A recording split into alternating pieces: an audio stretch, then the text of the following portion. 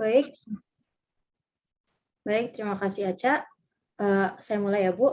Assalamualaikum warahmatullahi wabarakatuh. Salam Waalaikumsalam sejahtera bagi warahmatullahi kita semua. wabarakatuh. Shalom, Om Swastiastu, Namo Buddhaya, dan salam kebajikan. Puji syukur kehadirat Allah Subhanahu wa Ta'ala yang telah memberikan kita nikmat kesehatan, meskipun kita tengah berada pada masa sulit pandemi COVID-19 yang semoga akan segera berakhir. Hal yang patut kita syukuri adalah keadaan sehat dan masih semangat untuk produktif atau beraktivitas sehingga kita dapat mencapai agenda pada siang hari ini. Perkenalkan, nama saya Safira Helnisa Anggraini selaku perwakilan dari IRED yang pada kesempatan ini akan menjadi MC yang akan memandu berjalannya agenda kita selama kurang lebih 1 jam ke depan.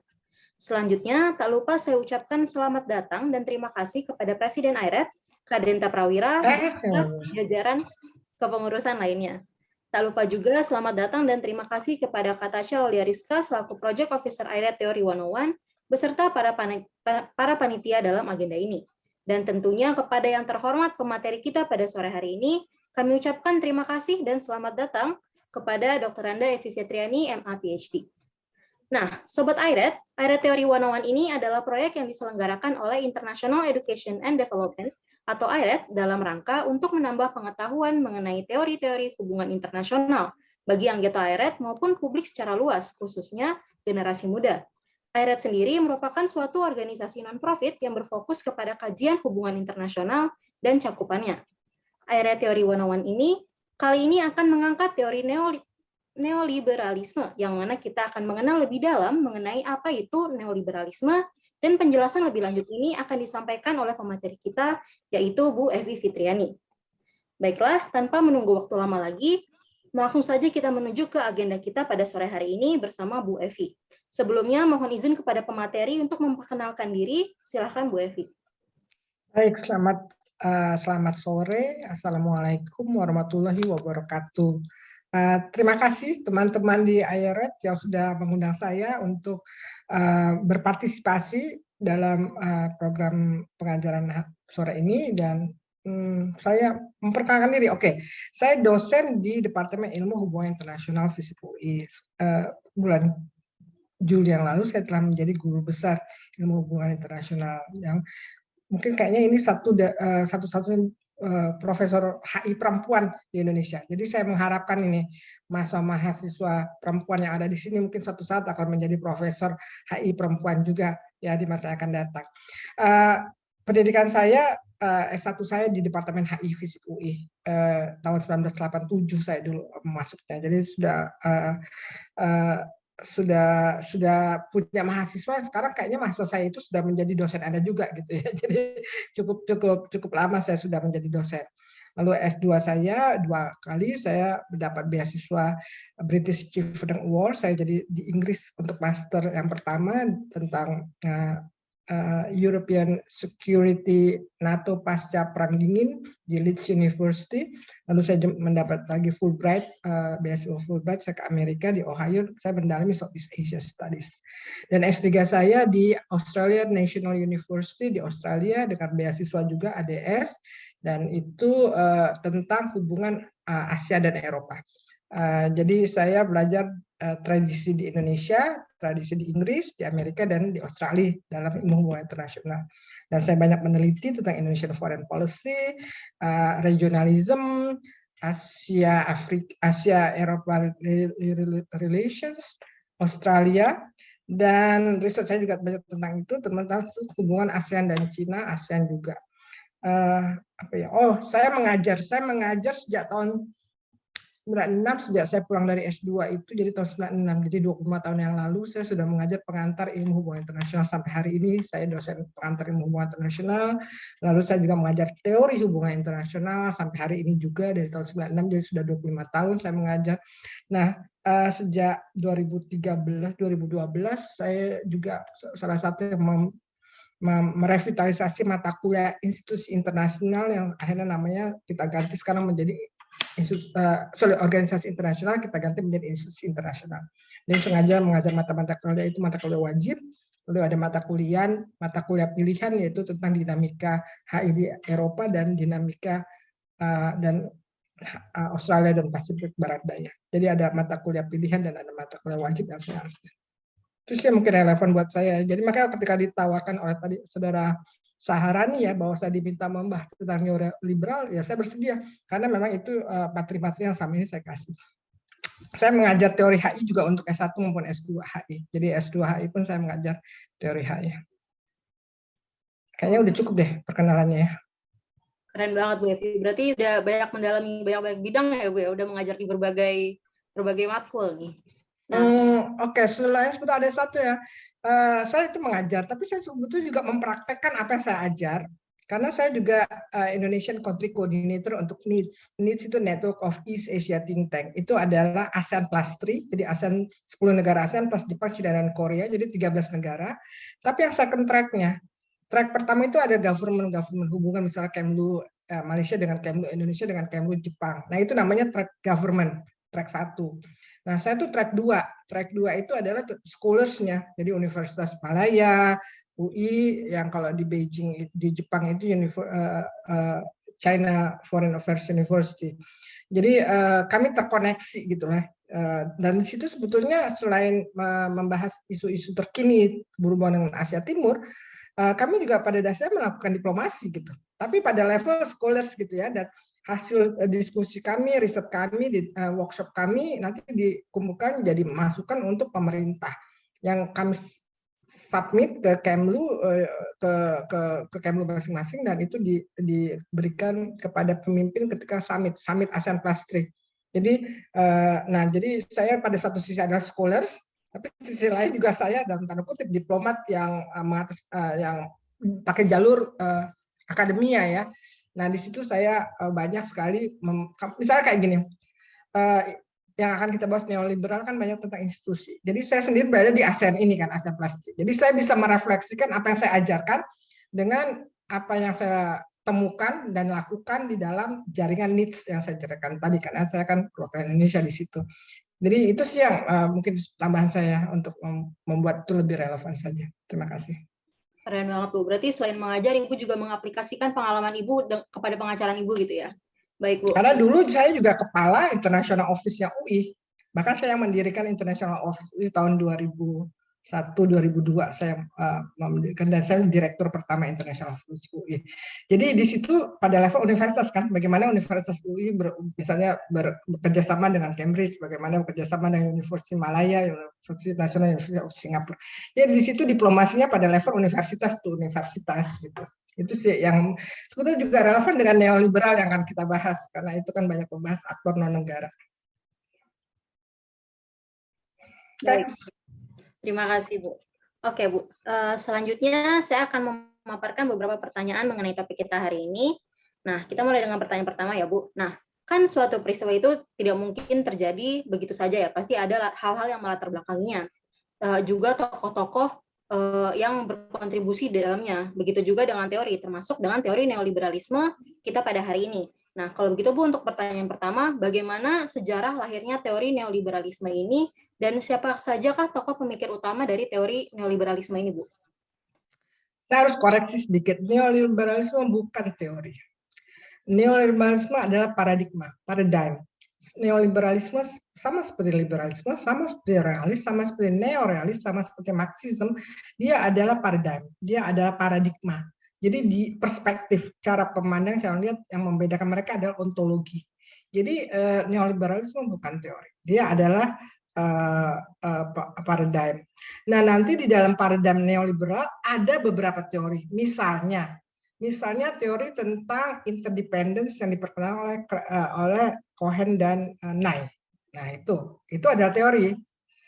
Lalu nanti saya bisa tunjukkan ada teori yang tentang networks of the advocacy, itu oleh Mary Ann Slaughter. Itu juga teori. Teori di dalam paradigm ini. Jadi dalam HI itu, pemikiran HI itu banyak paradigm yang sebetulnya saling bertabrakan sebetulnya. Seperti realis dengan liberal itu kan agak tabrakan asumsi-asumsinya, bahkan jadi ada liberal, realis, marxis, itu yang positivis ya, belum nanti post-positivis. Nah, lalu di masing-masing mereka juga ada debat antara realis dengan neoliberal, realis dengan neorealis, lalu liberal dengan neoliberal, marxis dengan strukturalis. Nah, nanti di masing-masing debat itu adalah baru cara pandang bagaimana kita melihat dunia dan bagaimana melihat interaksi dunia, itu seperti yang mereka perdebatkan. Jadi dunia ini seperti apa? Kalau Realis melihat ini hostile, ini anarki, sementara liberal juga oke, ini anarki tapi kerjasama is possible. Sementara Realis melihat anarki dan kerjasama nggak possible. Jadi kita harus perang saja. Jadi itu baru pandangan mereka terhadap dunia, ontologi mereka. Nah, masing-masing mereka nanti punya teori. Nah, jadi neoliberal ini bukan teori, jadi dia adalah perspektif. Bagaimana perspektif muncul? Karena ini neoliberal, pasti dia munculnya dari liberal. Dia adalah kritik terhadap pendekatan liberal. Pendekatan paradigma liberalisme sebetulnya adalah salah satu paradigma tertua di dunia selain realis. Ya, itu Aristoteles dan sebagainya, balik ke sana kita. Tapi yang paling penting bagi ilmu hubungan internasional yang relevan, pendekatan liberal ini. Karena pendekatan liberal juga sebetulnya pendekatan sosial dan pendekatan ekonomi, tidak hanya pendekatan HI. Dalam ilmu hubungan internasional, pendekatan liberal yang paling relevan adalah classical liberalism yang muncul pada abad ke-19, sebelum Perang Dunia Pertama, yang menekankan 4 argumentasi liberal, yaitu bahwa trade akan membuat dunia lebih damai. Kedua, demokrasi, jadi domestic politik, ini dari pemikiran Kantian bahwa akan membuat dunia lebih damai. Tadi trade akan membuat lebih damai adalah pendekatan ekonomi, ya para pendukung perdagangan bebas dan sebagainya, ya udah 2. Ketiga, bahwa institusi akan mampu membuat dunia lebih damai, pendekatan Kantian juga. Dan terakhir, bahwa interaksi sosial yang makin banyak berinteraksi akan membuat dunia lebih damai. 4 ini adalah cornerstones dari liberal klasik. Nah, setelah Perang Dunia Pertama terbukti ternyata pendekatan argumentasi liberal klasik ini banyak dianggap obsolete. Obsolete itu artinya tidak berlaku. Buktinya dunia tetap perang. Padahal orang katanya nggak mau perang karena takut perdagangan terganggu. Tapi buktinya Perang Dunia I terjadi. Setelah Perang Dunia ke-1, kita tahu ada Liga Bangsa-Bangsa. Berarti waktu itu pendekatan tentang bahwa institusi mampu menjaga perdamaian dunia yang menguat. Dan itu yang dianut oleh Woodrow Wilson dan teman-temannya ketika mereka mendirikan Liga Bangsa-Bangsa. Ternyata terjadi juga Perang Dunia Kedua tahun 1939. Dan ini membuktikan argumentasi tentang institusi itu tidak cukup kuat untuk mencegah perang. Buktinya pendekatan yang dipakai oleh Woodrow Wilson ini tidak mampu mencegah Perang Dunia Kedua. Dan pada saat itulah kemudian argumentasi liberal klasik ini melemah.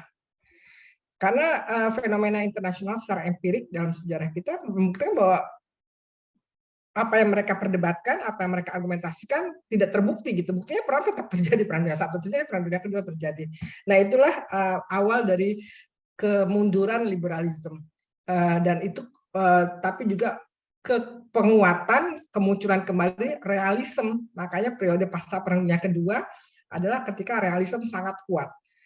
Kita kenal di situ klasik, tulis para penulisnya Morgenthau, ya kan, yang paling dominan pada saat itu. Karena kebetulan juga dunia pada saat itu diwarnai oleh Perang Dingin. Jadi ilmu dalam hubungan internasional itu selalu ada hubungan antara apa yang terjadi di dunia, yaitu di dunia empirik kan, kejadian HI as a fact, HI sebagai kenyataan di dunia, dengan HI as a knowledge, HI sebagai science, itu pasti nyambung gitu. Jadi kalau ketika Perang Dingin terjadi, ya yang menguat ya realis. Kebetulan pada Perang Dingin itu yang paling kuat adalah negara seperti Amerika dan Uni Soviet. Dan pada saat itu pemikiran realis sangat kuat di universitas di Amerika. Ya itu untuk alasan yang banyak, nanti saya jelaskan realis panjang lebar, nanti susah bisa 1 semester ini saya jelaskan. Intinya adalah pada periode itu pendekatan realis menguat dan sangat dominan. Lalu ada debat dalam realis dengan neoliberalisme yang mungkin Anda sudah pernah dengar sebelumnya, bahwa yang mereka bedakan adalah level of analisisnya, satunya tentang state, satunya lagi tentang sistem. Nah, pendekatan ini sangat dominan selama tahun 50-an, 60-an, 70-an. Muncul semacam argumen terhadap realis pada tahun awal 70-an dengan bukunya Cohen dan Nye tentang Power and Interdependence. Di situ Cohen-Nana berargumentasi bahwa di dunia ini hubungan internasional itu tidak selalu didominasi oleh power relations, tapi juga ada keterkaitan antar unit-unit negara di dalamnya. Karena pada dasarnya negara-negara itu bukan unit-unit yang terpisah sendiri-sendiri. Kalau realis kan melihatnya dunia ini dunia yang terpisah, negara A, negara B, negara C, negara D, nggak ada hubungannya. Yang ada adalah struktur power. Ada negara besar, negara menengah, negara kecil. Jadi dan hubungan mereka diatur oleh struktur power. Dan itu pendekatan realis. Tapi Nye dan Cohen berargumen dalam bukunya Power and Interdependence, sebetulnya antar negara pun ada hubungannya, nggak mungkin nggak ada hubungan. Indonesia, Malaysia saja sebetulnya sejarahnya sama. Mereka kadang-kadang ada orang yang punya saudara di Malaysia, lalu kadang-kadang orang Indonesia juga punya orang Malaysia nenek moyangnya dari Indonesia. Gitu. Jadi belum lagi hubungan dagang, belum lagi hubungan agama. Misalnya ada kiainya atau apa ya, tokoh agamanya ada di Malaysia atau di Indonesia. Jadi orang Malaysia ke Indonesia atau Indonesia ke Malaysia atau kita terikat dengan mereka. Belum lagi hubungan persaudaraan, punya saudara-saudara. Nah, itu yang dan terutama hubungan dagang. Karena perdagangan dan trade itu kan tidak mengenal batas negara. Di mana ada untung, orang berdagang kan mengejar keuntungan. Mereka nggak mau tahu itu mau di Indonesia, mau di Malaysia. Kalau itu untung kita kejar ke sana. Makanya kan banyak sekali pedagang-pedagang tuh lebih fluid ya, mereka berdagang ke negara mana, apalagi dengan adanya globalisasi. Ketika batas-batas otonomi state dikompromikan untuk kepentingan ekonomi, ya kan, multinational corporation beroperasi di mana-mana. Nah itu menurut Nye belum lagi kelompok-kelompok kepentingan, misalnya kelompok kepentingan pedagang Chinese atau pedagang Japanese atau pedagang orang Jawa lah, punya kongsi, atau pedagang India punya kongsi yang tersebar ada di Malaysia, ada di Indonesia, ada di Singapura, ada di India gitu ya. Atau pedagang Cina ada di Cina, ada di Malaysia, di Thailand. Nah itu yang dilihat oleh mereka sebagai sebetulnya yang menyatukan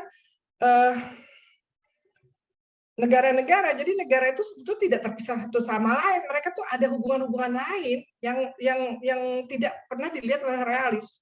Nah itu sebetulnya adalah breakthrough bagi neoliberal.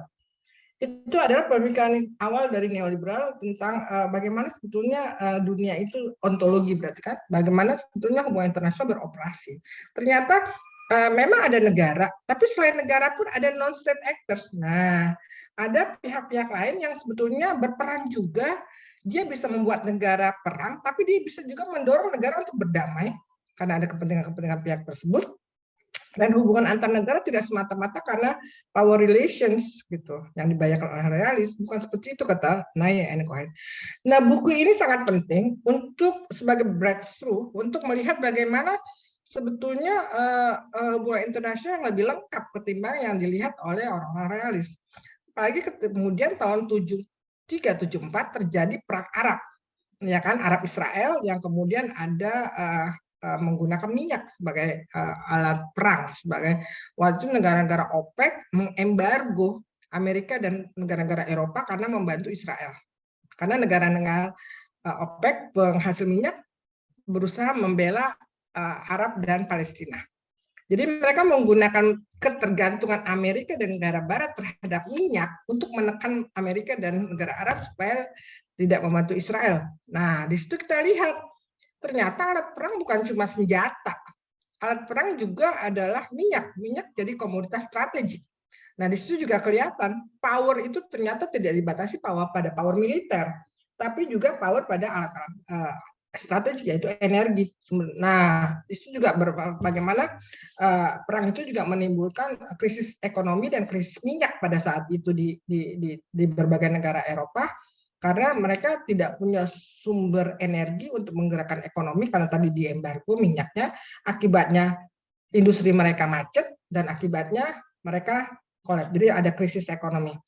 Nah, kejadian tahun 70-an, apalagi sebelumnya sudah dimulai dengan terbitnya buku Nye and Cohen tahun 71 itu tentang Power and Interdependence, memperlihatkan bagaimana dunia itu sebetulnya jauh lebih dinamis, lebih pluralis, lebih berwarna ketimbang yang dibayangkan hitam putih oleh realis gitu. Realis kan cuma lihat kalau nggak blok Barat, blok Timur. Kalau nggak kumpulan Amerika, ya kumpulannya Uni Soviet. Ternyata nggak sederhana itu. Dunia itu beroperasi juga lebih diverse dengan aktor-aktor yang selain ada state, ada non state. Nah, pada saat itu juga ada penguatan fungsi institusi. Ternyata institusi seperti OPEC cukup efektif untuk membuat negara-negara bekerja sama lalu melawan tadi dominasi melawan Amerika dan sekutu-sekutunya membela Israel. Berarti institusi seperti OPEC waktu itu, Organization of Petroleum Exporting Countries, membuktikan bahwa institusi pun ternyata berperan, itu bukan cuma state. Nah, hal-hal seperti itu sebetulnya menjadi trigger munculnya neoliberal dalam pendekatan HI, dan muncul kemudian buku-buku tahun 80-an, tulisan-tulisan Cohen tentang apa itu institusi, lalu ada Robert Oy yang bicara tentang cooperation under anarchy, lalu Cohen dengan Exroth juga akhirnya banyak tulisan menjelaskan bahwa dalam situasi anarkis ternyata state bisa kerjasama, tapi kerjasama seperti apa? Hal seperti itu. Nah, itu adalah tokoh-tokoh yang kalau ditanya pemikirnya dan impetus ya, pendorong munculnya paradigm ini. Paradigm ini pada dasarnya merupakan kritik terhadap realis, karena memang dalam ilmu kan yang apa sih yang membuat negara ilmu maju? Ilmu maju itu bila ada saling kritik antar paradigm, sehingga kemudian masing-masing pihak yang mengkritik melakukan riset dan mencoba membuktikan bahwa argumentasi mereka benar. Dan ini yang dilakukan oleh orang-orang realis dan neoliberal dengan orang-orang liberal dan terutama neoliberal. Nah, itu kalau Anda pernah dengar debat antara Mearsheimer dengan Cohen tentang institution, the promise of international institution, lalu dibalas oleh cooperation and anarchy oleh Robert Oy dan teman-teman, lalu oleh Cohen dan Exroth, lalu dibalas oleh Mearsheimer, false promise of international institution katanya. Jadi dia nggak percaya institusi itu bisa menjalin kerjasama. Itu ada debat antara neorealis dan neoliberal. Jadi kemunculan neorealis konteksnya itu lalu dipicu lagi oleh debat dengan neorealis yang membuat akhirnya neoliberal makin tumbuh. Nah, berakhirnya Perang Dingin tahun 1990-an membuat neoliberal makin kuat. Kenapa? Karena berakhirnya Perang Dingin, salah satu fenomena internasional terjadi adalah makin banyak kerjasama. Makin banyak institusi, kalau ingat ASEAN Plus 3, yang tadi saya ceritakan, ASEAN Plus Jepang, China, dan Korea, itu kan berdiri tahun 97. Jadi pasca Perang Dingin, tahun 1990-an itu banyak sekali institusi, ada ESM, ada didirikan banyak sekali institusi baru yang muncul. Perjanjian FTA, Free Trade Agreement, juga banyak pada periode itu. Bisa dicek di berbagai buku institusi internasional. Tahun 90-an itu pasca Perang Dingin adalah seperti jamur di musim hujan katanya. Banyak muncul institusi, ASEAN sudah lama ya, EU dan ASEAN sudah lama, tapi pada periode 90 itu banyak institusi ASEAN Plus 3, ada ARF, ada ESM kalau di Asia Tenggara sendiri, belum lagi di belahan dunia lain, ada di Afrika, di Asia Tengah, SARS, Asia Selatan ada SARS, lalu di Amerika Latin ada VELAC dan sebagainya. Jadi, nah institusi yang muncul itulah kemudian menjadi lahan kajian bagi neoliberal. Jadi pemikiran Cohen tentang institusi berkembang. Akhirnya pendekatan neoliberal tahun 90-an sampai tahun hari ini, jadi selama periode 20 tahun, berkembang ke arah institusi. Jadi neoliberal yang sekarang banyak terjadi adalah bagaimana institusi misalnya beroperasi. Bagaimana state bekerja sama dalam sebuah institusi. Nah, saya harus menggarisbawahi institusi bukan organisasi. Institusi di sini adalah seperangkat norms, values, and procedures yang mengatur para anggotanya untuk mencapai tujuan tertentu. Kalau di HI kami, di S1 HI, ini adalah satu mata kuliah sendiri. Saya juga yang ngajar, mata kuliah wajib diambil sesudah teori HI. Karena dalam institusi ini harus juga, karena ada institusi yang realis, ada institusi liberalis, ada institusi sosial. Jadi mau nggak mau masuk harus ambil teori HI dulu dan paham paradigm sebelum mereka mengambil mata kuliah institusi internasional. Jadi institusi tadi sekali lagi saya highlight bukan organisasi internasional. Institusi internasional adalah seperangkat norms, values, rules, procedures yang disepakati oleh para anggota, anggotanya bisa state, bisa non-state, untuk mencapai tujuan tertentu. Yang mereka percaya bila mereka tidak patuh terhadap peraturan tersebut, norms tersebut, maka tujuan itu tidak akan tercapai. Dan tujuan dan norms itu mengikat para anggotanya, dan itu yang menentukan mereka bisa mencapai atau tidak kerjasama. Dan mereka bekerja sama untuk mencapai tujuan tertentu tadi karena mereka punya interest yang mereka kejar bersama-sama dan tidak bisa mereka capai dengan sendiri. Jadi state bekerja sama untuk mencapai tujuan-tujuan yang state tidak bisa kerjakan sendiri. Nah, itulah yang akan akhirnya jadi domain neoliberal dalam 20 tahun terakhir. Jadi teori-teori turunan dari teori Cohen dan Nye tentang power interdependence itu berkembang ke arah institusi. Misalnya bagaimana membuat kerjasama efektif, bagaimana supaya state tidak curang. Karena masalah dalam institusi dan kerjasama adalah free rider, ada yang curang. Ya kan, nggak usah jauh-jauh di kalau kita ada kerja kelompok kan ada aja tuh yang aduh saya nggak bisa ikut kerja ya, saya harus nganterin ibu saya ke pasar misalnya, tapi dia ingin menikmati nilainya, ya kan, itu namanya free rider. Di dalam dunia pun ada seperti itu. Di negara-negara tuh ada negara yang disebut free rider defect, negara yang tidak comply, tidak menjalankan kesepakatan tapi mau hasilnya. Dia ingin mendapatkan hasil. Padahal kan logikanya kerjasama, kalau semuanya tidak comply, semuanya tidak patuh, ya hasil yang bersama itu nggak akan tercapai. Jadi, nah itulah dinamikanya institusi internasional yang ada pada saat ini. Jadi teori-teori banyak tentang itu. Nanti saya bisa kasih contoh teori-teorinya, bagaimana state beroperasi. Lalu ada juga tentang neoliberal yang teorinya seperti ini. Kerjasama itu harus seperti apa sih? Misalnya, makin besar anggota, ternyata makin susah kerjasama. Karena itu kalau makin sedikit anggota, makin gampang kerjasama. Nah itu ada teorinya juga, teori orang yang, ya. Lalu teori, nah di sini masuk juga pendekatan Krasner tentang rezim. Apa beda rezim dengan institution? Nah, saya mau balik lagi ke institusi internasional definisinya tadi. Jadi institusi internasional saya tadi jelaskan sebetulnya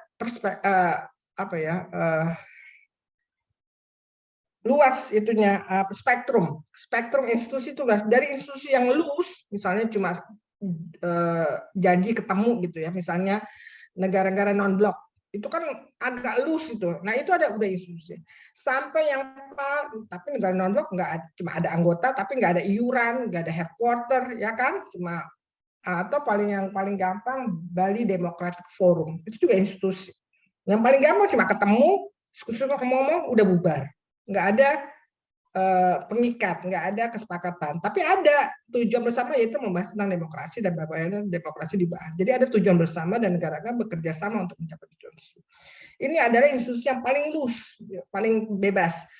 Yang spektrum yang paling jauh adalah institusi yang kebalikan, yang paling highly institutionalized yang kita bilang.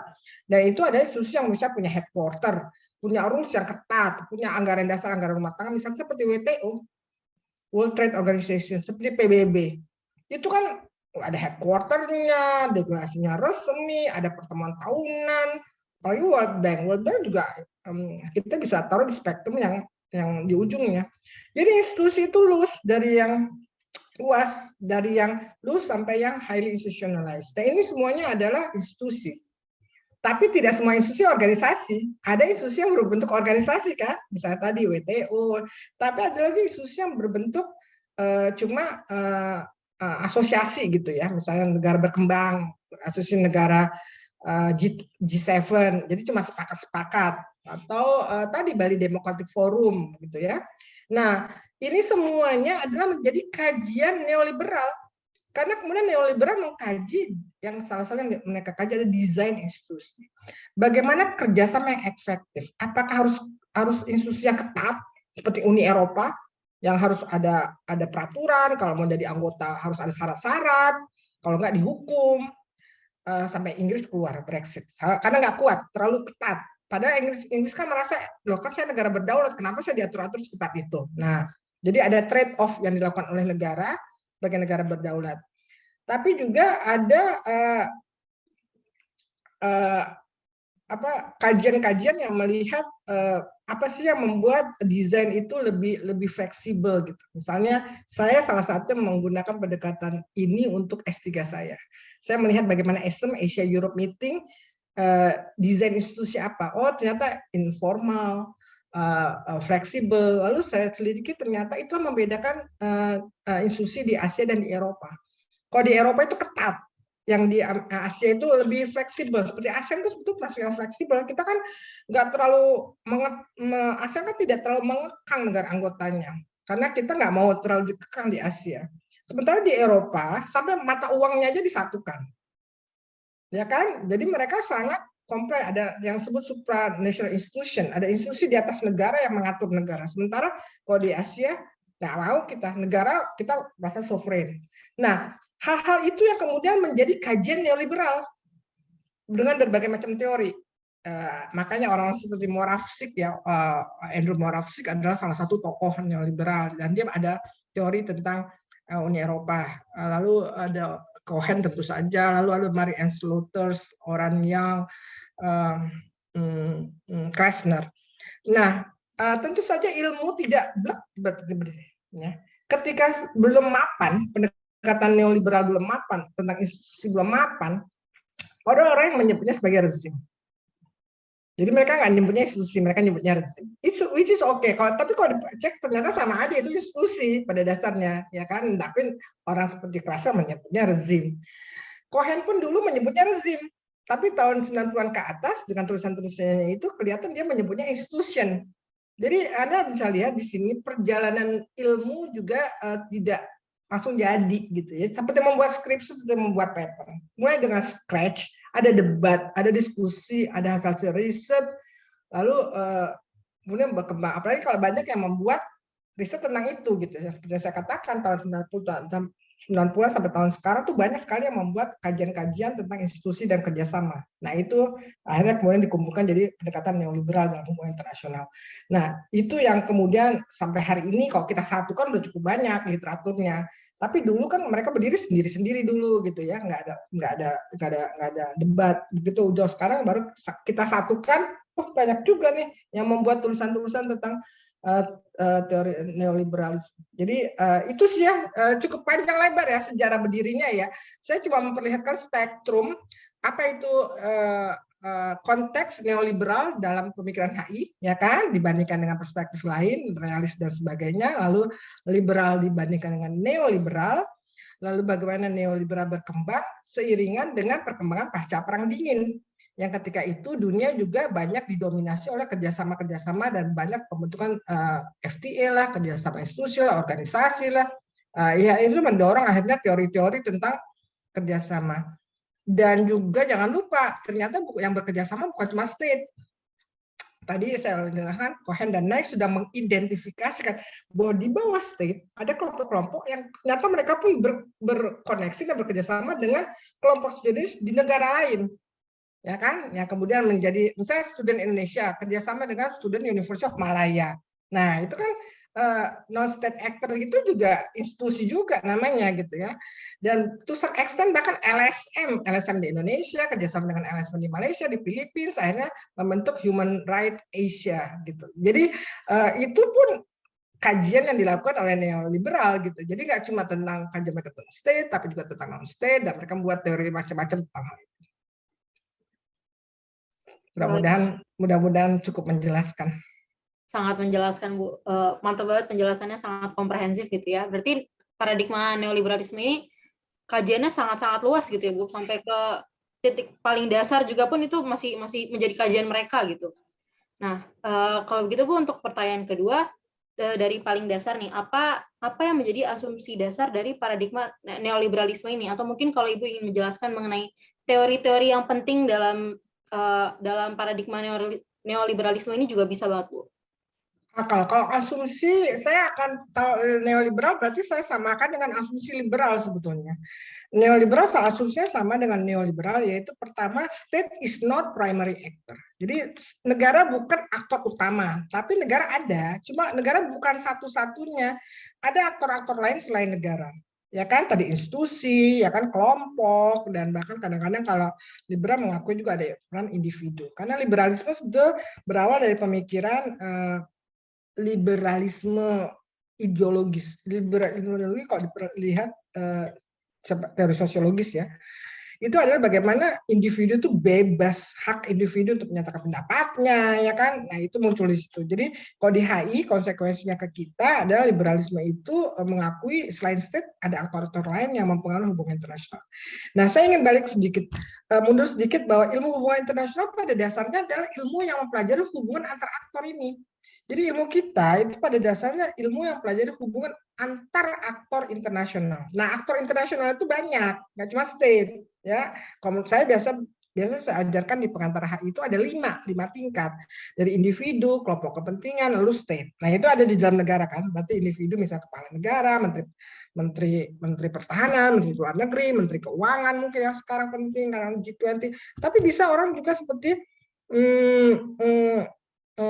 George Soros atau orang-orang seperti Nelson Mandela yang tingkah laku atau behaviornya berpengaruh lintas negaranya, ya kan? Kalau saya bukan, karena saya cuma tapi kalau saya sebagai country coordinator needs, nah Indonesia kan saya berkoneksi tuh dengan teman-teman lain di negara lain dan mempengaruhi sebagai track 2 yang tadi saya bilang track 2. Nah, itu saya di situ aktor internasional. Jadi aktor internasional, Anda pun kalau Anda berinteraksi misalnya dengan negara lain menyebabkan sebenarnya interaksinya harus positif, bisa juga negatif. Osama bin Laden itu termasuk aktor internasional. George Soros aktor internasional karena dia menyebabkan krisis gitu. Nah, itu aktor internasional itu kita amati juga individu. Lalu ada kelompok kepentingan seperti partai politik, LSM. Kalau dia berkiprah lintas negara dan menimbulkan dampak-dampak terhadap hubungan internasional, itu udah aktor internasional. Tapi nggak semua ya. Ada aktor internasional yang berperan, ada enggak. Jadi artinya kelompok kepentingan dalam negara pun belum tentu semuanya jadi aktor internasional, tergantung kiprahnya di mana. Kelompok kepentingan pertahanan, industri pertahanan yang menekan pemerintah supaya membeli pesawat A atau pesawat B, beli di Amerika, beli pesawat di Cina atau beli pesawat di Brazil. Nah, itu berarti mereka sudah aktor internasional karena mereka mempengaruhi behavior of the state. Lalu level ketiga adalah state. Jadi aktor internasional state ya pastilah ya, pendekatan zaman dulu juga state. Lalu di atas state ada yang disebut institusi regional, ASEAN, EU. Nah, itu juga aktor internasional. Tapi juga ada aktor yang fungsional, misalnya OPEC tadi, organisasi of petroleum exporting countries yang tadi saya bilang berhasil menekan embargo minyak pada lawan-lawan Arab, yaitu para Israel dan negara-negara pendukungnya. Nah, itu kan berarti OPEC tuh waktu itu ada aktor internasional yang penting, orang dia menentukan perang dan damai gitu ya. Di situ juga ada fungsional nih ya, misalnya Human Rights Watch. Nah, lalu yang paling tinggi adalah aktor global, PBB misalnya. Jadi aktor hubungan internasional itu ada lima tingkat itu, 5 macam. Nah, itu semuanya adalah aktor yang kita amati. Dari dalam hubungan internasional, definisi hubungan internasional itu bukan lagi ilmu yang pelajari hubungan antar negara, bukan, itu zaman dulu ya. Tapi dengan berdiversifikasinya aktor dalam hubungan internasional, kajian kita juga melebar. Ya kan, kajian kita bukan cuma tentang negara tapi juga tentang manusia.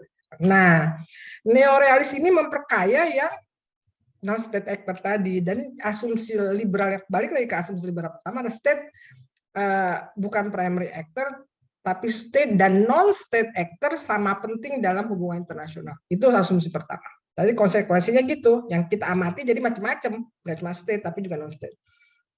Dan konsekuensi ke teori nanti, berarti teori-teori bisa tentang teori institusi, bisa teori tentang individu, bisa teori tentang kelompok kepentingan, dan sebagainya. Asumsi kedua adalah state is not unitary. Artinya, beda dengan realis yang melihat state as satu kesatuan yang utuh, liberal justru melihat state itu tidak utuh. Karena di dalam state ada kelompok kepentingan, ada kelompok-kelompok, misalnya ada Kemlu, ada Kementerian Pertahanan, ada DPR yang mungkin pendapatnya nggak sama gitu loh terhadap isu, misalnya isu tentang perjanjian Indonesia-Cina. Misalnya mungkin DPR yang dipengaruhi oleh kelompok-kelompok yang anti Cina akan menentang, tapi ada Kemlu yang ingin selama ini bernegosiasi inginnya cepat dikonklut. Ada juga misalnya kelompok mungkin orang-orang bisnis yang selama ini hubungannya dengan Cina kencang, pasti mereka ingin mendukung. Jadi kelompok-kelompok kepentingan ini yang mempengaruhi negara. Makanya orang-orang liberal mengatakan, asumsi kedua mereka, state is not unitaire. Di dalam state itu ada kelompok-kelompok yang sebetulnya saling bersaing untuk supaya mereka mempengaruhi negara gitu. Jadi sebagai mahasiswa HI kita harus sadar bahwa setiap kebijakan luar negeri negara kita itu enggak selalu, dan kan memang pidatonya demi kepentingan nasional, ya kan selalu begitu. Tapi kita harus cek nih kepentingan siapa sebetulnya, siapa yang diuntungkan bila Indonesia tanda tangan perjanjian dengan Australia, bila Indonesia tanda tangan perjanjian dengan Amerika, bila Indonesia tanda tangan perjanjian dengan Cina. Kan kita bisa cek. Nah itu yang disebut kelompok kepentingan. Kelompok kepentingan itu bisa kelompok bisnis, bisa kelompok kementerian, Kemlu atau Seknek atau Kementerian Pertahanan. Di Amerika ada Pentagon, ada Kongres, ada partai politik juga yang berperan. Jadi state is not primary actor itu memperlihatkan ternyata kebijakan luar negara itu dipengaruhi oleh berbagai macam. Nanti teori-teori yang konsekuensi dari asumsi kedua ini adalah teori-teori tentang decision making proses dalam kebijakan luar negeri. Nah, itu ada teori Graham Allison, ada teori macam-macam tentang bagaimana sih sistem membuat kebijakan luar negeri dan aktor-aktor siapa saja yang berperan mempengaruhinya. Nah, kalau dalam institusi, kita juga tahu bagaimana misalnya presiden bersikap terhadap ASEAN. Nah, dia dipengaruhi siapa tuh? Presiden, ada kelompok kepentingan nggak? Ada misalnya CSIS kan yang pengaruh, karena CSIS banyak membuat kajian-kajian tentang ASEAN, lalu CSIS merekomendasikan pada pemerintah. Nah, itu kan di situ bagaimana peran kelompok think tank dalam pembuatan kebijakan luar negeri. Nah, itu salah satu contohnya. Jadi itu asumsi kedua, state is not primary actor. Sehingga orang liberal melihat kebijakan luar negeri itu, ini yang jadi asumsi ketiga, state is not always rational. Beda dengan realis. Realis sebenarnya state itu rasional, apa sih hitung-hitungan tuh, pasti state mengejar kepentingan nasional. Oke, itu realis. Tapi kalau liberal melihat state is not rational. Karena kenapa? Karena kebijakan luar negeri state itu adalah hasil persaingan, kompromi dari aktor-aktor yang tadi berada di sekitar presiden, berada di sekitar menteri gitu loh. Jadi bagaimana kita yakin apa yang diperjuangkan mereka ada benar-benar untuk kepentingan nasional Indonesia? Pasti untuk kepentingan mereka juga sendiri gitu. Ya mungkin nggak selalu sesuai dengan kepentingan nasional Indonesia. Nah, saya suka kasih contoh bagaimana di kelas saya suka kasih contoh bagaimana ketika Ronald Reagan jadi presiden di Amerika, dia banyak sekali menganak emaskan California dan ekspor beras dengan mengorbankan daerah-daerah industri mobil otomotif Amerika di Midwest, sehingga industri otomotif Amerika pada waktu sampai mati. Sampai sekarang kan mobil-mobil Amerika nggak terkenal, udah mati industrinya gara-gara zamannya Clinton, zamannya Ronald Reagan lebih mementingkan ekspor beras ke Jepang, lalu Jepang bilang oke, kita terima beras kamu, tapi kita mau mobil Jepang masuk. Ya udah, dibolehkan oleh Clinton, bukan Clinton, sorry, Ronald Reagan. Sehingga akibatnya mobil-mobil Amerika kalah bersaing dengan mobil Jepang. Tapi beras Amerika dari California bisa masuk ke Jepang. Nah, itu kan contoh bagaimana kebijakan luar negeri tidak selalu mencerminkan kepentingan nasional. Ada kepentingan kelompok-kelompok yang mempengaruhi keputusan presiden dan foreign policy. Nah, itu yang mengatakan bahwa kebijakan luar negeri tidak rasional.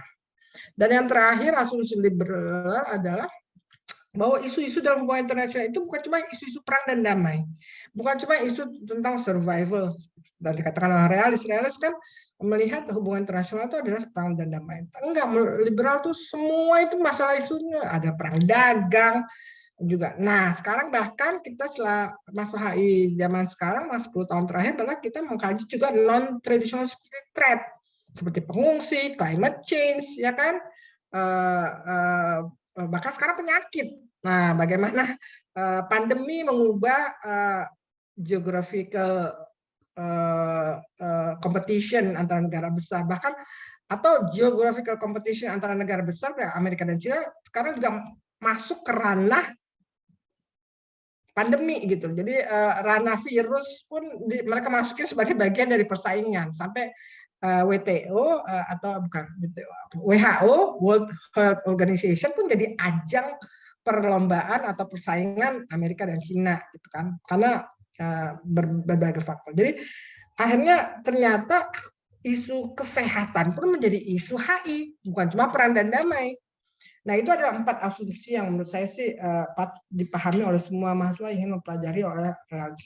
Tentu saja liberal. Tentu saja neoliberal juga masih menganut ini. Kalau lihat teori-teori neoliberal itu juga banyak sekali yang masih pada sama gitu ya, mereka asumsi.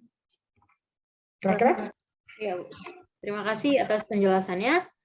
Kemudian untuk pertanyaan selanjutnya, saya ingin bertanya bagaimana atau contoh paradigma neoliberalisme ini dalam menganalisis salah satu kasus dalam hubungan internasional, Bu.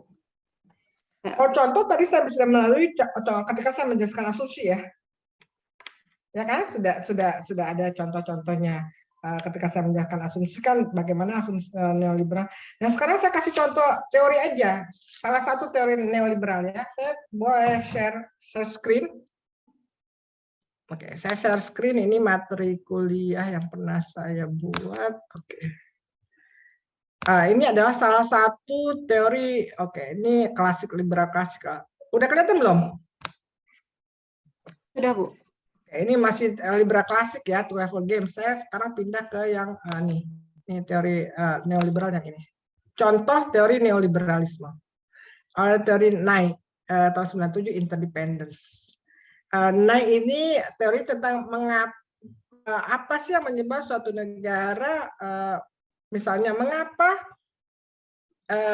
saya ingat saya waktu itu membimbing skripsi ya, mengapa Turki dan EU itu masih tetap bekerja sama padahal hubungan mereka nggak harmonis. Atau yang paling gampang mungkin mengapa Indonesia dan Malaysia hubungannya baik padahal banyak masalah, ya kan? Atau Singapura dan Malaysia mengapa tetap berhubungan baik padahal mereka udah pecah, kan itu negara Malaysia pecah dari Singapura dan Malaysia. Nah, ini kalau menurut saya karena ada interdependence. Nah, kalau ada apa variabel-variabelnya. Jadi ini teori interdependence adalah salah satu teori neoliberal. Dia operasi teorinya adalah seperti ini. Interdependent mengakibatkan munculnya 4 variabel ini. Dan variabel ini mengakibatkan hubungan negara itu saling menguntungkan interdependence, dan itu akhirnya membuat mereka tidak berperang atau mereka misalnya kenapa Amerika dan China belum perang sampai sekarang ya karena ada interdependence antara mereka. Nah, kalau kita pakai teori ini, kita harus menggunakan 4 variabel ini untuk mengecek. Pertama ada sumber interdependen. Di mana sih, apa sih yang membuat mereka saling tergantung? Manfaat interdependen bagi kedua belah pihak. Biaya interdependen, yaitu cost yang mereka tanggung karena mereka tergantung. Dan terakhir tingkat keseimbangan. Artinya siapa yang lebih tergantung? Kalau Indonesia dengan Cina, pasti yang lebih tergantung Indonesia. Cina lebih sedikit tergantung. Artinya gini, kalau Cina tidak mendapatkan suplai energi dari Indonesia, Cina bisa mendapatkannya dari Malaysia, dari Vietnam, dari Australia. Tapi kalau Indonesia misalnya tidak dapat investasi dari Cina, agak sulit Indonesia. Jadi Indonesia lebih tergantung di situ kan berarti kita lebih tergantung pada Cina, katanya Cina tergantung pada kita. Karena Cina pasarnya besar dan leverage-nya lebih tinggi. Nah, ini disebut tingkat keseimbangan. Jadi kita tuh seimbang atau tidak ketergantungan. Nah, ini yang menentukan 4 variabel ini akan menentukan nanti hubungannya saling menguntungkan atau tidak. Interdependensinya kuat apa tidak. Kalau kuat berarti dia nggak akan perang. Kalau makin tidak kuat berarti suatu negara bisa aja dia melepaskan diri untuk perang. Nah, salah satu yang sebetulnya bisa digunakan adalah hubungan Cina dan Amerika. Cina dan Amerika itu kan sebetulnya saling tergantung. Cina itu sangat membutuhkan pasar Amerika. Sementara Amerika kan membutuhkan kapital dari Cina. Jadi mereka itu sebetulnya saling tergantung secara ekonomi. Demikian juga Cina dengan Jepang. Itu saling tergantung luar biasa. Ya, Cina adalah pasar utama Jepang dan juga mitra dagang utama Jepang.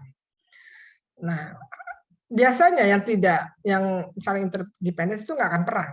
Karena mereka butuh satu sama lain. Tapi makin mereka tidak tergantung, misalnya kita nggak tergantung hubungan dengan, sebenarnya ketergantungan kita dengan ASEAN besar, dengan Jepang, dengan Cina besar, tapi ketergantungan kita dengan Australia nggak terlalu gentar. Ya kan, Australia lebih tergantung pada Indonesia, ketemu Indonesia tergantung pada Australia. Jadi kemungkinan misalnya kalau kita pakai teori ini, kita berperang dengan Australia akan lebih besar daripada kita berperang dengan Cina. Karena makin tergantung kan makin nggak berperang, makin damai. Nah itu contoh bagaimana teori interdependence itu suka digunakan. Atau mungkin bukan perang ya, konflik ya. Nah karena itu walaupun Amerika dan Cina banyak sekali konflik, tapi mereka nggak perang-perang tuh, ya karena saling tergantung. Nah cuma ada indikasi sekarang, ternyata Amerika berusaha mengurangi ketergantungan terhadap Cina. Jadi Amerika berusaha tidak mau tergantung pada Cina sekarang. Sekarang misal supply, kemarin saya dapat data ya, ada upaya mana ya, saya ikut seminar di mana memperlihatkan ada upaya dari Amerika untuk mengurangi ketergantungan terhadap Cina. Jadi Amerika sekarang mendiversifikasikan, misalnya mendekati India untuk mendapatkan pasar yang lain, supply chain, global supply chain-nya diubah ke India, bukan ke Cina lagi, misalnya untuk teknologi. Salah satunya itu ada indikasi dia ingin mengurangi ketergantungan pada Cina. Nah, ini bisa kita amati kalau pakai teori ini, berarti Amerika berusaha mengurangi dia jangan sampai tergantung pada Cina. Berarti kalau dia sampai tidak tergantung, jangan-jangan dia udah mau perang. Ya kan, dia siap-siap supaya nanti dia nggak rugi. Tidak, karena interdependence itu menimbulkan vulnerability, yaitu kerapuhan, vulnerability dan kerapuhan, dan ya ada 3 tuh, ada lagi teori tentang interdependence. Artinya mengapa interdependence itu tidak menyebabkan perang atau menyebabkan perang, dia makin interdependen atau tidak interdependen. Itu selain teori lain juga teori interdependen yang lain. Jadi ini salah satu teori neoliberal. Saya kasih contoh lagi yang lain.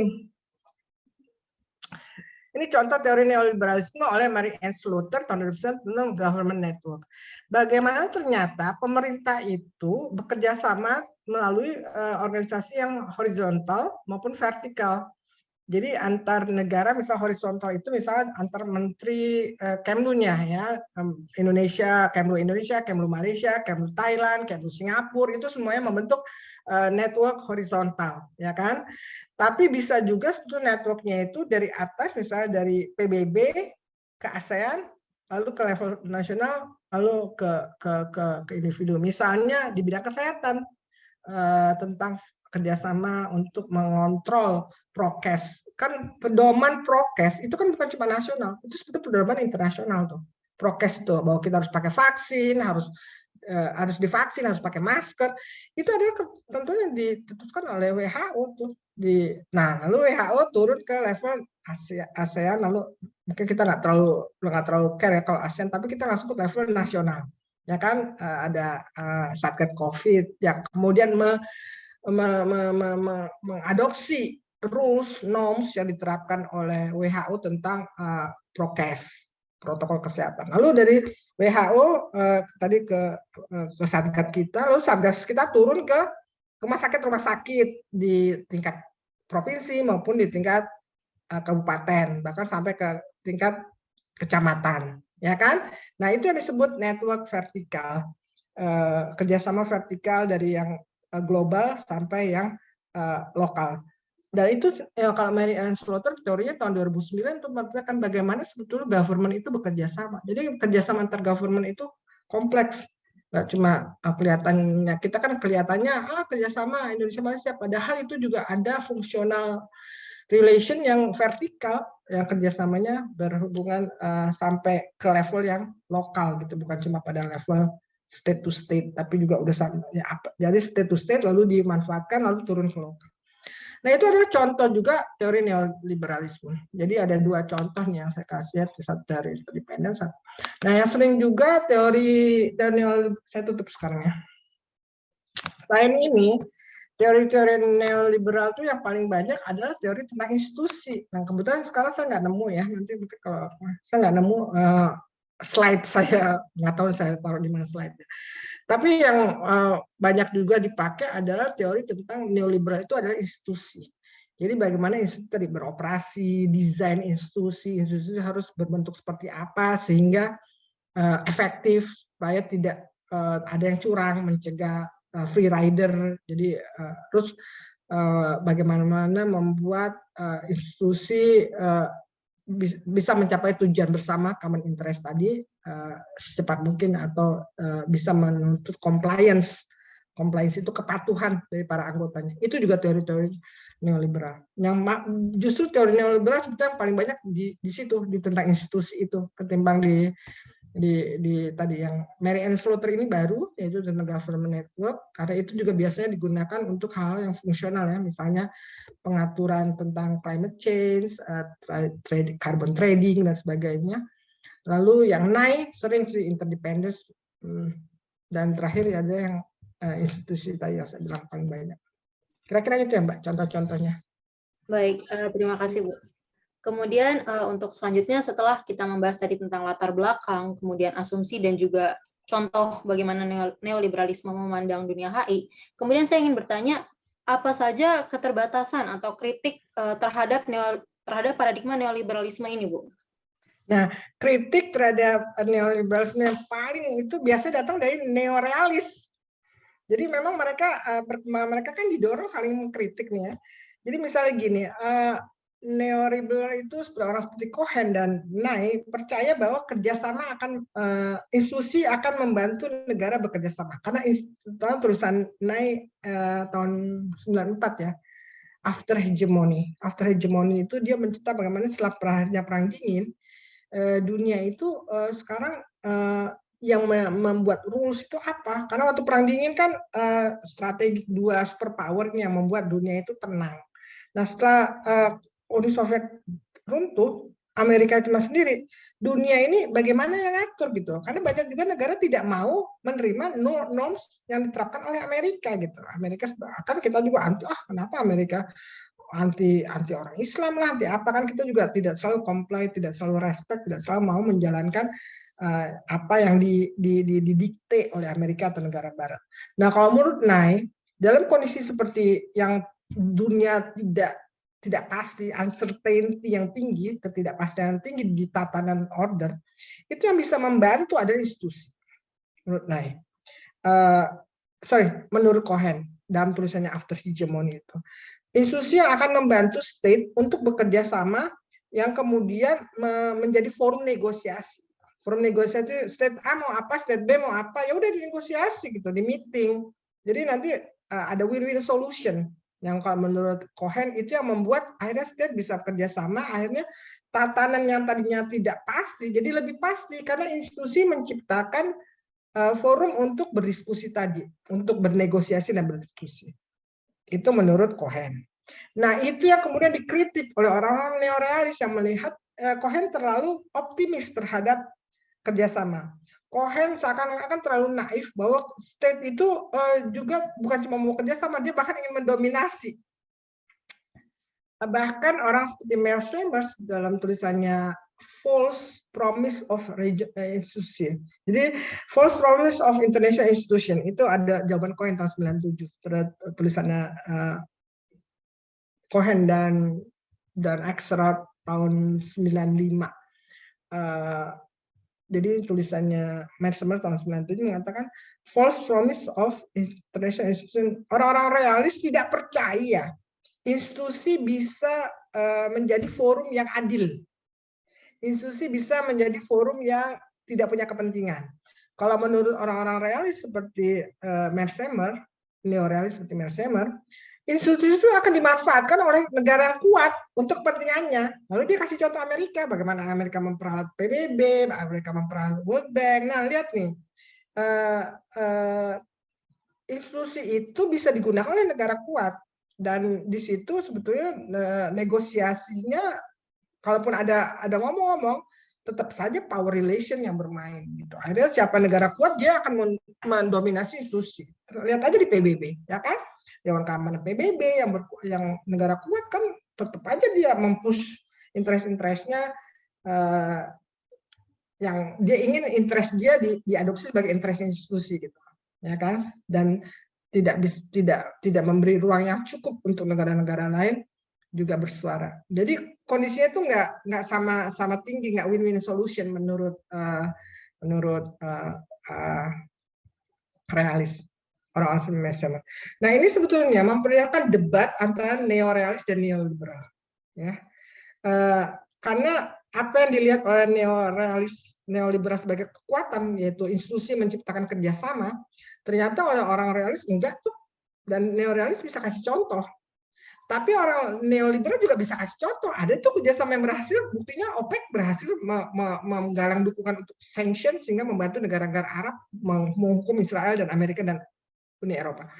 Jadi kita melihat sebetulnya di dunia internasional secara empirik kasus-kasus itu banyak. Ada yang memang mendukung pendekatan ini, ada yang mendukung pendekatan ini, tapi nggak hitam putih gitu loh. Ada case-nya ketika kasus perang Arab Israel terbukti kok kerjasama efektif, ya kan?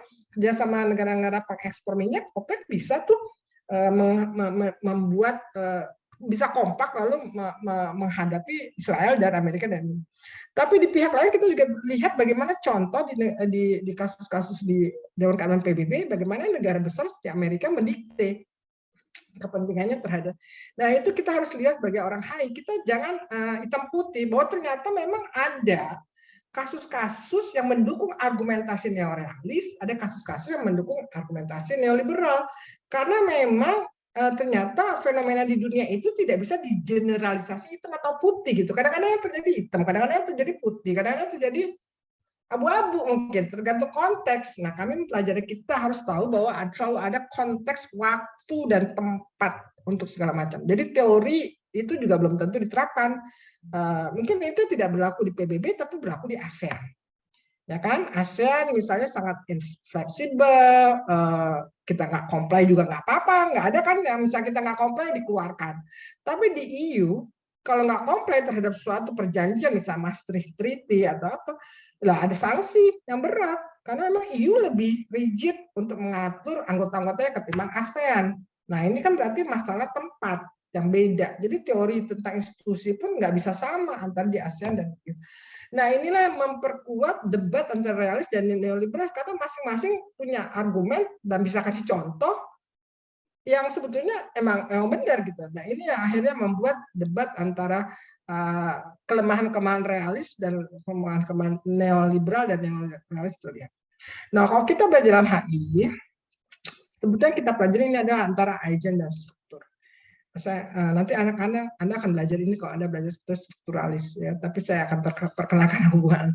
Gini, dalam HI itu kita selalu lihat kan kita mempelajari hubungan antar aktor tadi ya, hubungan HI. Lalu aktor itu behavior-nya ditentukan oleh siapa? Nah, itu juga debat di HI. Lalu misalnya Indonesia.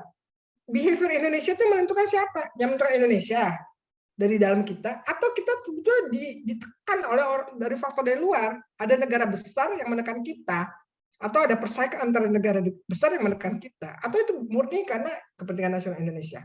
Nah, itu yang disebut debat antara agent dan struktur dalam hubungan internasional. Agent yaitu negara mempengaruhi struktur yaitu dunia sekitarnya atau struktur yang mempengaruhi negara. Ayo yang mana?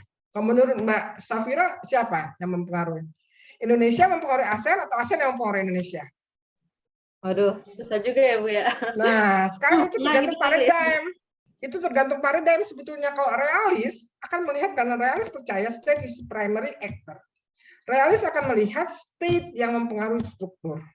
Ya kan? Berarti agent mempengaruhi struktur. Tapi kalau liberal dan neoliberal akan melihat, apalagi neoliberal akan melihat struktur yang mempengaruhi agent.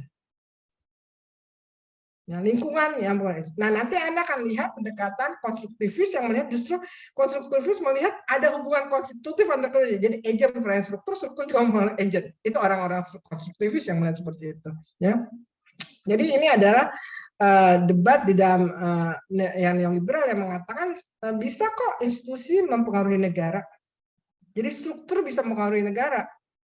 Tapi orang neorealis nggak percaya, orang neorealis nggak bisa, negara yang mempengaruhi. Jadi kalau kita dalam contohnya, misalnya Amerika mempengaruhi PBB atau PBB yang mempengaruhi Amerika. Nah itu loh. Nah kalau orang neorealis percayanya Amerika yang mengontrol PBB, Amerika yang membuat PBB melakukan ABCD. Tapi kalau orang neoliberal percaya bahwa institusi works to some extent. Jadi institusi sebetulnya bisa mengatur negara gitu. Memang nggak semuanya bisa diatur, tapi institusi bisa membuat negara berpikir ulang tentang suatu. Jadi nggak hostile amat gitu. Kalau karena ada institusi, jadi akhirnya state bisa bernegosiasi, bisa bisa mengkonfirmasi kecurigaan-curigaannya kepada negara lain, sehingga akhirnya tadinya mau A mungkin bisa jadi B. Jadi orang-orang neoliberal percaya bahwa institusi yang bekerja, jadi struktur bisa mempengaruhi agent, walaupun orang realis nggak percaya. Nah itu debat itu yang memperlihatkan kelemahan. Jadi kalau ditanya kelemahan neoliberal ya itu neoliberal banyak di istilah bolong-bolongnya itu disoroti oleh neorealis. Jadi kita lihat aja debat antara mereka kalau mau lihat kelemahan teori-teori dalam neorealisme.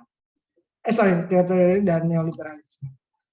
Baik, terima kasih. Berarti memang paradigma neoliberalisme ini tumbuhnya bersamaan gitu ya, berdampingan dengan teori neorealis gitu ya. Mereka saling mengkritik gitu. Mengkritik lalu mereka tapi sama-sama maju gitu ya kan, karena mereka berusaha ya kayak orang bersaing, misalnya gini, Anda bersaing dengan teman Anda pengen menjadi yang juara, jadi kan sama-sama kerja keras kan supaya jadi juara nih, IP-nya tertinggi, akhirnya kan dua-duanya jadi maju gitu, karena saling bersaing yang hebat, yang sehat. Nah itu kalau dalam ilmu itu yang terjadi sebetulnya, yang itu sebetulnya kita inginkan terjadi di Indonesia antara scholars ya. Jadi kalau ada debat, ya udah mana hasil riset lo gitu loh, mana itunya. Coba kita kok case-nya begini, kok hasilnya begini, kenapa ada case-nya ini hasilnya gini. Lalu itu didiskusikan gitu. Jadi jangan dianggap oh salah, oh jelek, oh dibakar, salah itu. Nah itu ya nggak boleh. Kan jadi ilmu pengetahuan kan harusnya berkembang dengan debat. Dan ilmu itu berkembang karena justru karena ada orang-orang yang nyeleneh, yang menemukan sesuatu yang beda gitu. Itu kan yang membuat akhirnya ilmu berkembang. Kalau semua riset hasilnya sama, ya ilmu nggak berkembang dong, jalan di tempat, ya kan. Nah itu sebetulnya nanti kami harapkan mahasiswa-mahasiswa yang mendengar podcast ini dan video ini dan ide ini bisa menstimulir debat. Nah, selama debatnya bukan debat kusir, ada data gitu ya. Jadi harus kita paham kenapa data kita beda. Kenapa kesimpulan kita beda? Padahal datanya sama. Nah, apakah kita pakai paradigma yang berbeda, ya kan, ontologinya beda, epistemologi beda, atau kita ini sebetulnya salah mengambil kesimpulan dari data yang ada. Jadi kita main di data, main di analisa, terus lebih baik ke situ daripada cuma debat kusir. Nah, itu akan menstimulit kemajuan ilmu pengetahuan, mau itu neoliberal, mau itu neoliberal. Baik, terima kasih Bu atas penjelasannya. Kemudian tadi Ibu juga sempat membahas tentang perkembangan ilmu gitu ya Bu. Nah, bagaimana perkembangan paradigma neoliberalisme sendiri ini pada zaman sekarang ini Bu? Masih terus berkembang karena orang-orang yang mendalami teori-teori tentang institusi masih eksis. Dan tadi Mary Ann Slaughter tadi kan bukunya tahun 2009 ya. Buku-buku terbaru 2017 pun banyak yang membahas tentang kerjasama institusi. Misalnya mengapa ASEAN sukses di sini tapi tidak sukses di situ misalnya. Mengapa ASEAN tidak bisa menghandle Myanmar, atau mengapa ASEAN tetap mempertahankan non intervention padahal banyak sekali tekanan pada ASEAN. Hal seperti itu kan riset-riset yang tentang dan itu kembali akhirnya ke desain institusi ASEAN memang bersifat seperti itu. Jadi desain institusi yang seperti ini akhirnya membuat institusinya berkembang seperti ini gitu. Nah, jadi kalau dibilang perkembangannya tuh udah cukup banyak sampai hari ini. Nah, bagaimana dia di tengah ilmu? Nah, kalau kita lihat pemetaan, tadi saya udah mulai dengan pemetaan, neoliberal ini adalah kelompok yang biasa kita sebut positivis karena dia pakai teori, ya kan, pakai teori dan dia berusaha capture fenomena empiris dengan teori-teori yang diakui sebagai tadi misalnya teori tentang network, teori tentang interdependence, teori tentang model atau apa tadi desain institusi. Sementara di sisi lain ada kemudian berkembang sekarang pendekatan post-positivis. Post-positivis sebetulnya berkembang dari kritik terhadap realis. Tapi mereka juga mengkritik pendekatan positivis yang juga dianut oleh neoliberal, bahwa mengatakan teori itu suatu yang salah. Karena ilmu sosial itu tidak bisa digeneralisasi. Ilmu sosial itu atau fenomena sosial, bukan ilmu sosial. Fenomena sosial misalnya ketergantungan tadi atau network antar institusi atau institusi gitu ya, itu nggak bisa digeneralisir, sehingga harusnya teori itu nggak bisa. Harusnya semua isu, semua kejadian dianalisa ya berdasarkan dianya aja, makanya disebut pendekatan fenomenologi, fenomenal, nggak umum gitu, fenomenal. Nah, pendekatan ini sebenarnya sekarang sudah cukup berkembang sebagai pendekatan post-positivis, entah dia masuk dalam critical theory, entah dia masuk dalam postmodernism, entah dia masuk konstruktivis, atau dia masuk bahkan post-strukturalism, dan juga yang terakhir yang kami sekarang udah mulai masukkan juga post-kolonialism. Jadi bagaimana sebetulnya orang misalnya melihat neoliberal ini sebagai struktur berpikir yang diwariskan oleh para kolonialis. Jadi sehingga itu pada posisi yang tidak menguntungkan bagi negara-negara yang dulu pernah dijajah. Jadi pendekatan itu melihat hubungan yang tidak adil dan tidak seimbang antara negara yang dulu pernah dijajah dengan negara yang pernah menjajahnya. Sampai ke situ, dan kalau kita lihat pendekatan postkolonialisme itu kok kita bandingkan dengan pendekatannya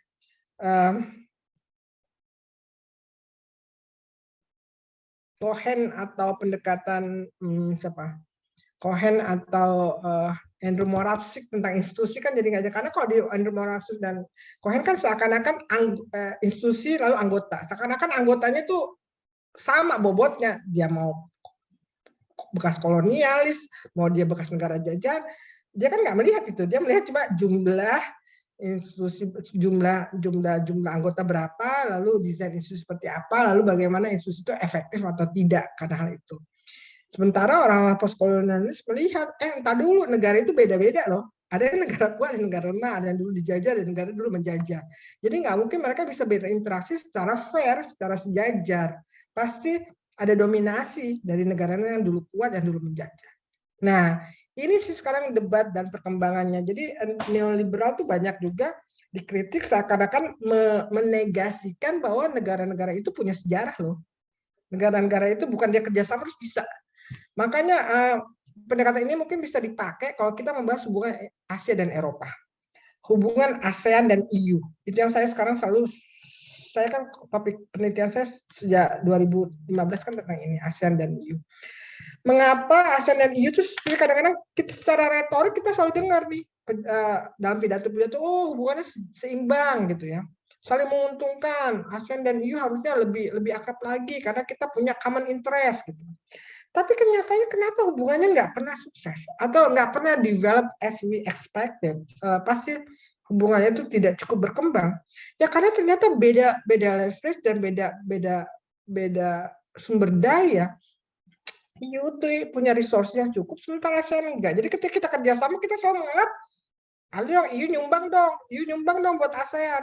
Nah ini kan akhirnya menciptakan hubungan yang nggak seimbang. Gimana mau kerjasama kalau satu mengharapkan yang satu yang bayar. Ya yang bayar merasa, nah, karena gue yang bayar, gue harus dikte dong. Kalau gue yang bayar, gue maunya ini gitu, nggak mau dong. Nah itu contoh bagaimana neoliberal yang dibayangkan oleh Cohen sebagai forum diskusi, forum negosiasi itu bisa beda, jauh bedanya bila kita benturkan dengan pendekatan postkolonialis atau critical theory sebetulnya. Itu contoh. Bisa juga yang saya pelajari sekarang ada ASEAN plus 3. ASEAN kan 10 negara nih, negara besar dan kecil. Lalu plus 3 plus Jepang, Cina dan Korea. Nah, gimana hubungannya mau seimbang? Kalau apa-apa dalam kerjasama kita selalu berusaha supaya Jepang membantu, atau Cina membantu, atau Korea membantu. Ya jelas saja tiga ini jadi kayak bosi gitu. Jelas saja tiga ini jadi kayak mengkontrol kerjasama dan mendirect kerjasama. Ya memang uangnya dari mereka gitu, ya kan? Atau nah ini memperlihatkan bagaimana apa yang dibayangkan oleh orang-orang neoliberal tentang kerjasama dan institusi perlu terus dikembangkan. Mungkin perlu ada merge, kayak perlu ada converge, sintesa antara teori-teori neoliberal dengan teori-teori post-positivis yang melihat bahwa negara itu tidak sejajar. Ya. Kalau tadi sebetulnya di bagian teori interdependence ada bagian terakhir tuh, keseimbangan, tingkat keseimbangan. Ini dia seimbang atau ada yang lebih kuat, sementara ini lebih lemah. Jadi ada yang lebih tergantung pada yang lain. Misalnya Jepang dan Cina mungkin sama-sama seimbang. Artinya Jepang butuh Cina, Cina butuh Jepang, mungkin porsinya masih sama. Tapi kalau Jepang nama Indonesia enggak dong. Pasti kita lebih butuh Cina ketimbang Cina butuh Indonesia. Nah itu yang saya katakan tadi, memperlihatkan bahwa sebetulnya dalam kerjasama itu porsi ketergantungan itu interdependence, bisa pada teorinya Joseph Nye itu juga dia sudah mengcapture variabel itu ya tadi. Cuma mungkin itu tidak menjadi perhatian besar karena tadi perhatian besar kan ada 3 variabel yang lain selain variabel itu. Itu sih kalau ditanya perkembangannya. Ya mudah-mudahan bisa. Jadi di antara teori-teori yang lain, jadi dia tetap berdebat terus dengan neorealis, tapi di sisi lain ada kelompok post-positivis yang juga bisa mendebatnya, tapi to some extent sebetulnya bisa disinergikan kalau dengan post-positif yang tadi saya lihat. Jadi sehingga ketika kita menggunakan teori institusi tentang kerjasama, jadi kita akhirnya lebih tajam dengan melihat ternyata yang bekerja sama ini posisinya nggak sama kuat loh. Di dalam institusi juga ada yang negara besar dan negara kecil.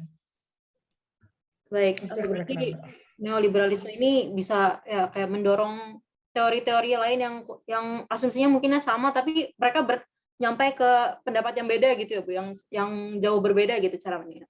Nah, itu baik. Pertama, karena gini Mbak, karena di dunia ini kan ilmu kepintaran orang terus berevolusi ya. Jadi kita tuh selalu punya, mungkin aja ini sebetulnya teori yang lama, data yang lama, tapi kita interpretasi sekarang baru. Karena mungkin ada saya nemu masa-masa kreatif, ternyata dia lihat dari sisi sini, saya nggak pernah lihat, saya lihatnya dari sisi sini misalnya gitu. Jadi bisa saja itu teorinya lama, datanya lama, tapi dibacanya, dianalisa dengan pengertian pemahaman yang baru.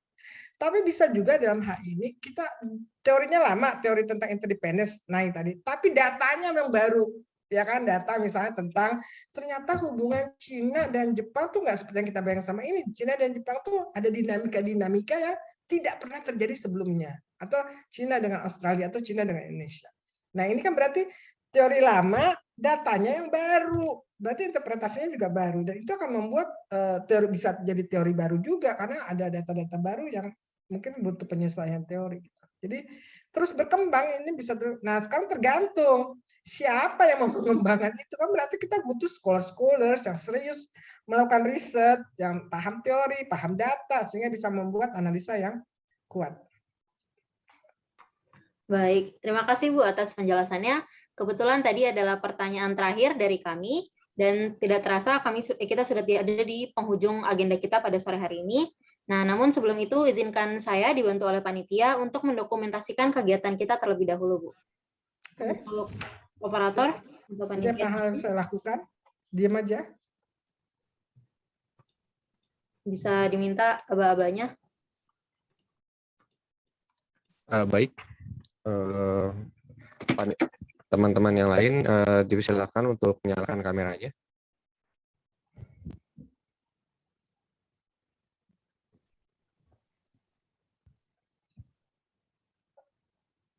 Oke. Ya, mungkin bisa akan saya kasih aba-aba ya dalam hitungan ketiga. 1, 2, 3. Lagi 1, 2, 3. Baik, sudah. Baik, terima kasih operator. Sekali lagi saya ucapkan terima kasih banyak kepada Bu Evi selaku pemateri IRET Teori 101 pada sore ini. Semoga ilmu yang disampaikan oleh Bu Evi dapat bermanfaat dan menambah wawasan bagi kita semua. Saya ucapkan terima kasih pula kepada teman-teman panitia yang turut membantu berjalannya agenda kita dari awal hingga akhir. Semoga kita semua masih dapat bertemu di lain kesempatan ke depannya. Saya Safira selaku MC undur diri dan meminta maaf apabila terdapat banyak kesalahan. Wassalamualaikum warahmatullahi wabarakatuh. Waalaikumsalam warahmatullahi wabarakatuh. Mudah-mudahan memenuhi expectation ya. Saya nggak tahu how big is your expectation, but I hope I meet it.